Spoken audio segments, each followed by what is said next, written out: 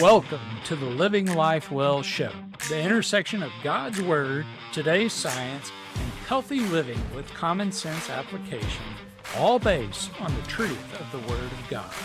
I'm your host, Dr. John Skelton. Now let's get straight to the truth. All right, welcome back to the Living Life Well show. It's been about a month since our last podcast. So where the heck have I been? What has been going on? How come it's been so long? Well, I wanted to really talk about that, talk about why I've kind of scaled back in the last few weeks, because it may be something that might be beneficial for you. So with that being said, let's jump right in. We're ending the year now. We're in November, middle of November at the time of this recording. And so we're coming up on Thanksgiving and Christmas and then the New Year. And so in thinking about that, one of the things that we kind of start looking at, especially when January rolls around, is goals. Goals for that new year, goals for things that we want to achieve in 2025 that either we didn't or we want to push past what we already achieved in 2024. When we start thinking about those all the way into January, we can have success, and we can really have success with our goals anytime we choose to start or lean into those. And so that's what I want to talk about today, where to go and really how to have success. And so I think that you need to ask yourself a few questions. So number one, have you or are you going to reach your goals for the year, for this year, for 2024? So what were those goals that you started out with probably in January? Maybe it was March, maybe it was July. But once you define those goals, have you been able to achieve those goals? Are you on course to achieve them in the time frame that you set? So in looking at goals that are time bound towards the end of the year, or even if maybe it's a little bit longer time frame, maybe you've given yourself till March of 2025 to achieve your goals, what can you do in that remaining time to push you really into getting to those goals? Is what you're planning to do really going to be doable? So essentially what you're asking is there anything that I need to do different that can push me on towards those goals? So a lot of times those things, especially when we're in the really busy seasons like we're getting into right now with Christmas and holidays and travel and all the extra responsibilities and events that come along with that, is really leaning into what I would call micro changes or micro goals. And so really what this begs is this really begs detail. This really begs discipline. And so we even see this kind of in the Old Testament a little bit. We see this in Ezekiel 40 and 41 and 42.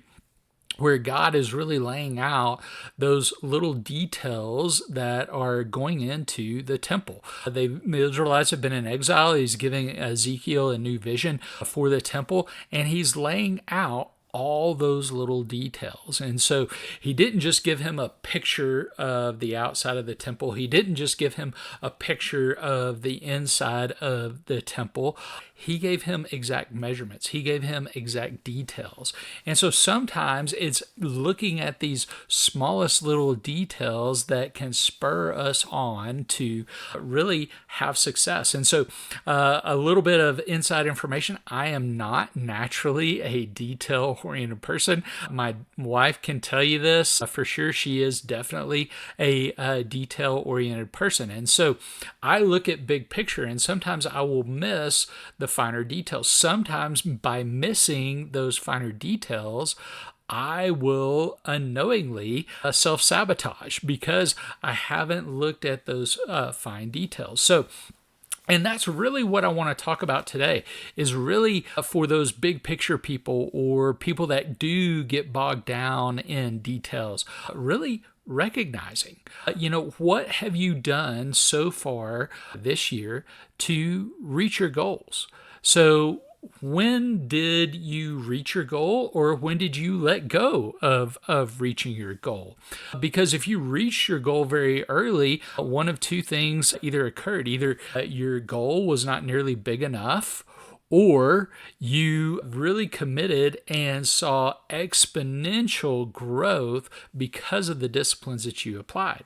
Were you able to continue that throughout the rest of the year once you got that goal, or did you slip back into the old habits, the old ways? Was that goal sustainable? So that's really kind of what I want to discuss with you today, and how we can set ourselves up at the end of 2024 to go into 2025 with a good picture of what we need to do. Recognition, I believe, is a big key that we all need for us to move ourselves to a place we haven't been before, and or maintain staying in that place. Because as we age, as seasons change in life, things are going to need to change with it. The way we approach things are going to need to change. The way we eat, the way we work out, the way we sleep, the way we go about work. All those things will need to change to some degree. And so that's really what I've been looking at for myself for this past month, really trying to assess a little bit about where I've gone so far in this year, where I have left to go, when I leaned into maybe one goal too much and not enough to another, maybe when I slacked off in some areas, because that did happen. And so really looking at that and taking inventory and recognizing what you've done, what were the things that spurred you along, and what were the things that inhibited you. And so really taking a look at this requires some self-reflection and requires some time. And so that time right now seems like it's in short supply with everything that we've got going on. But what I will tell you is that if you spend that time now, that time towards the end of the year, really just setting aside a few minutes each day to recognize what's going on in your life, what things are spurring you towards those goals, and what things are inhibiting you, is going to play benefit. Because many times we're thinking that, we have this huge goal out there, but we don't see the little tiny self-sabotages that occur each day. So, for example, for me, one of the things that I have had a mindset issue with is working out when tired. Working out after, say, I've done a shift in the ER overnight. So natural tendency would be to say, oh my gosh, I'm too tired, I just can't do this. And I let myself do that a lot this year. Well, that has inhibited me towards moving towards my goals. So creating a situation and environment so that it allows me to take that on and do that, which I know is beneficial for me, but is hard to do in the moment, I need to do. So for example, what I needed to do was change my schedule the day after a night shift. And so when I change my schedule on a day after a night shift, that will then allow me the room to have success, to be able to move forward. So that could be one thing. Another thing was eating healthy at work. That can be difficult for everybody. And so part of that is if you are running and rushing in the morning to get out the door, sometimes that just doesn't happen because you haven't spent the time preparing. So the night before, prepare that food. Prepare for success the following day, the night before. And so when you do that, you're going to make these minor micro changes, but it can then spur you on towards that ultimate goal of success, and really hasn't cost you a lot. Generally, when you are going to not move forward towards your goal is when you're tired. And that's what I've seen in myself. That's what I see in everyone else. And so what we need to do is really start focusing on those details, focusing on those micro changes.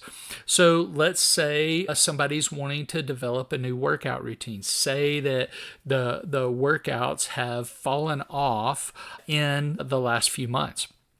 And so you're wanting to really take a look at a couple of things. One, what is the time that I have available to work out? Two, when is the time that's best for me to work out? And three, what are the most effective workouts for me?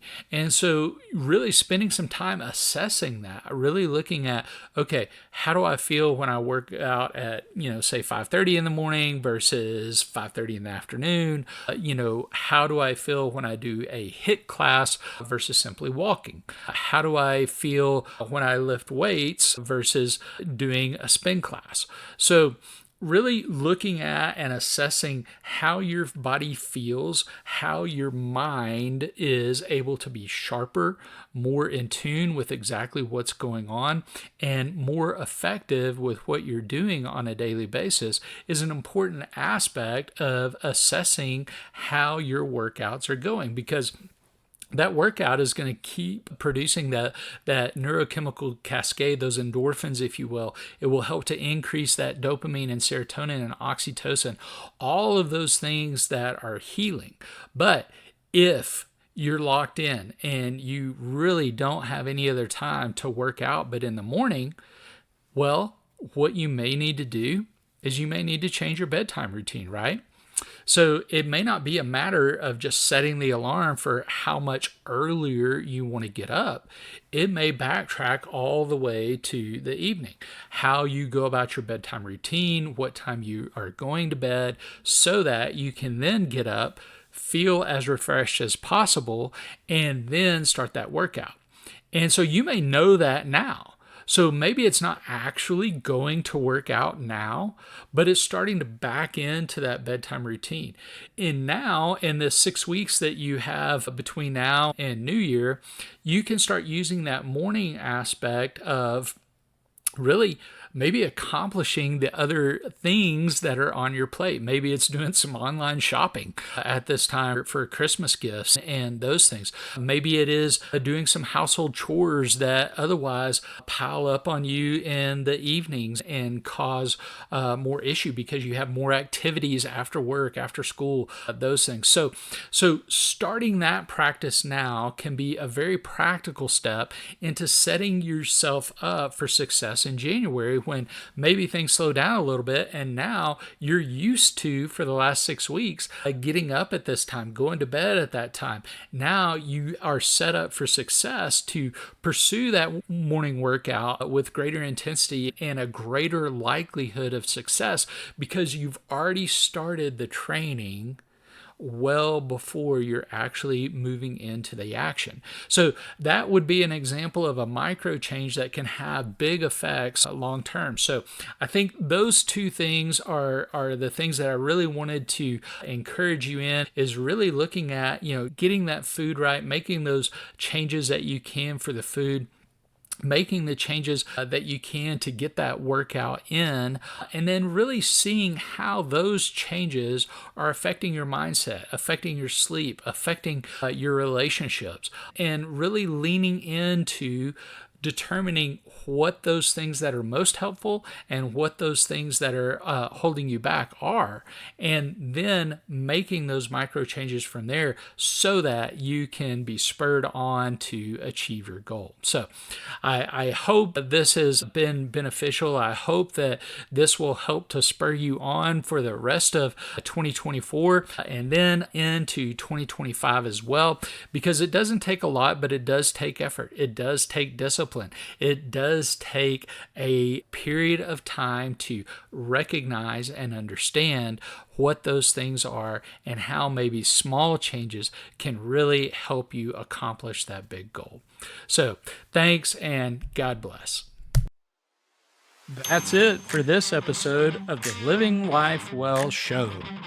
If you like what you've heard and want to learn more, or want to know how to put this into practice for yourself, go to livelifewellclinic.com.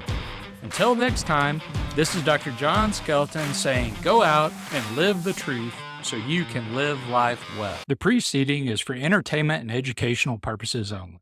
It is not meant to be used to prevent, diagnose, treat, or cure any condition. The information contained in this show does not substitute the need for a qualified medical professional, nor is it meant to provide medical advice or services. If you feel information presented in this show may apply to you, we recommend you seek out the help of a qualified medical professional who can evaluate and treat your specific concerns.